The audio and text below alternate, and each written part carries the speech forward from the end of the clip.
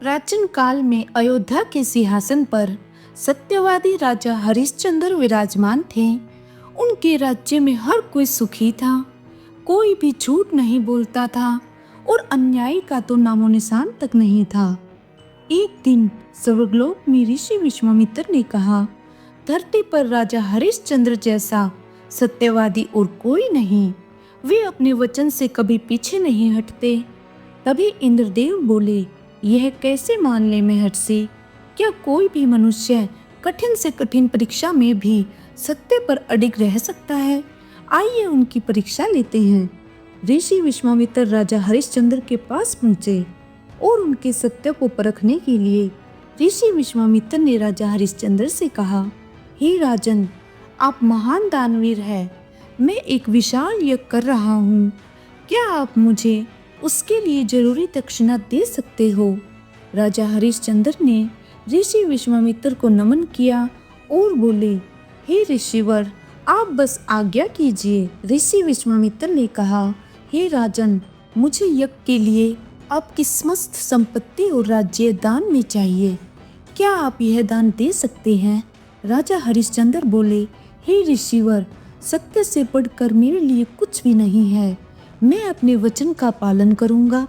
राजा ने बिना किसी संकोच के अपना समस्त राज्य और संपत्ति ऋषि विश्वामित्र को सौंप दी।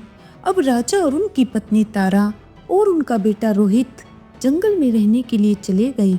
राजा और उनका परिवार अब साधारण जीवन जीने लगा। वे राजा से भिखारी बन गए। खाने के लिए भोजन नहीं था, रहने के लिए घर नहीं था। फिर भी हरिश्चंद्र ने कभी भी अपनी सत्यनिष्ठा को नहीं छोड़ा।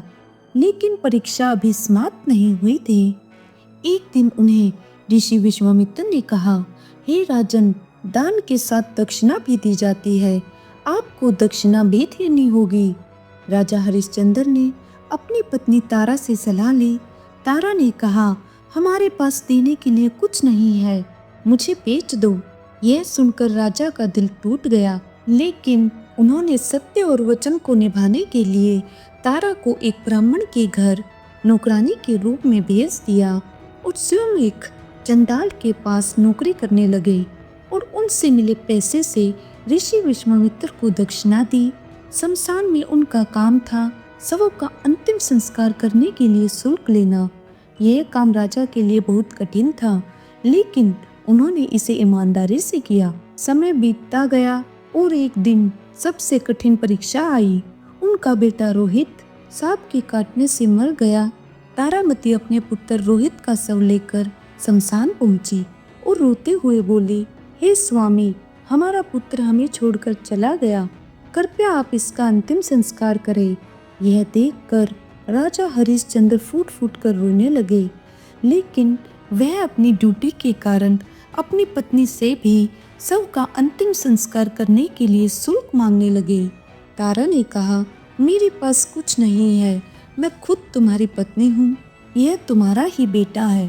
फिर भी राजा ने कहा, मैं अपनी ड्यूटी से बंधा हूँ, बिना शुल्क लिए मैं यह काम नहीं कर सकता। धर्म और कर्तव्य से बड़ा कोई संबंध नहीं, नियम सबके लिए समान है।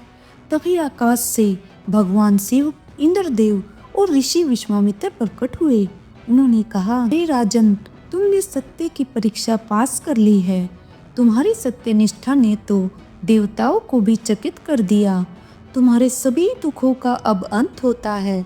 भगवान शिव ने रोहित को दोबारा जीवन दान दिया। राजा हरिश्चंद्र को उनका राज्य और संपत्ति उन्हें प्राप्त हुई। उन्होंने अपने परिवार के साथ उन्हें राज्य संभाला और सत्य, धर्म और न्याय के साथ शासन किया। यह कथा हमें सिखाती है कि सत्य और धर्म की राह कठिन अवश्य होती है, लेकिन अंत में सत्य की विजय होती है।